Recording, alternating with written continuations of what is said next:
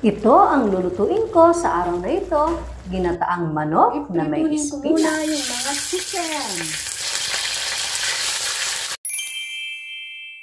Manggigisa na ako, unahin ko yung luya. And bawang.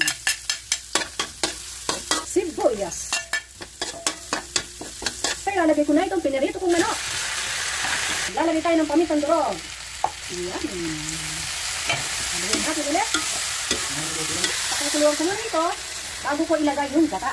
Sara natin. Maglalagay ako ng Knorr chicken cube.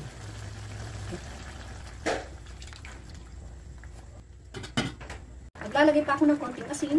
Lagay na ako ng siling haba. Siyempre lalagyan ko rin ng siling na bulo. Lalagay ko na yung local spinach. So, maluluto na to. Takpan natin. Ito na ang ating ginataang manok